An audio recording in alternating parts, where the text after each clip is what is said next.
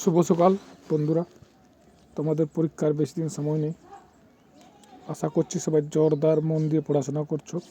আজকে তোমাদের জন্য আবার একটি বেঙ্গলি টু ইংলিশ ট্রান্সলেশনের ক্লাস নিয়ে এসেছি।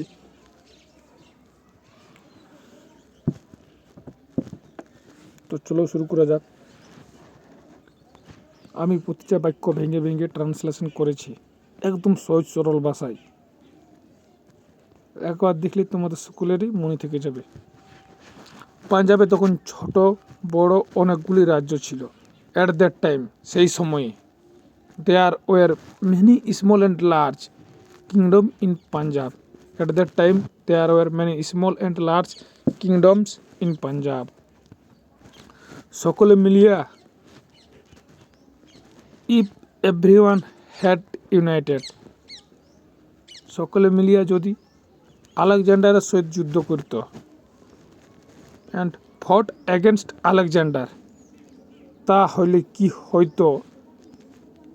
ইট is uncertain what would happen, বলা যায় না কিন্তু তা হইল না। But that did not happen, একদম সহজ সরল ভাষায়। If everyone had united and fought against Alexander, it is uncertain what would happen, but that did not happen, কিন্তু সেটা ঘটল না। ইনস্টেড, বরং, দ্য কিং অফ তক্ষশিলা, বরং তক্ষশিলার রাজা, ম্যাড এ ট্রেটি, একটা চুক্তি স্বাক্ষর করলো, অ্যান্ড অ্যাকসেপ্ট, এবং গ্রহণ করলো, আলেকজান্ডার্স সাবঅর্ডিনেশন, আলেকজান্ডারের পশ্চতা স্বীকার করলো বা অধীনতা স্বীকার করলো। শুধু পুরুরাজ আলেকজান্ডারের সঙ্গে যুদ্ধ করেছিলেন।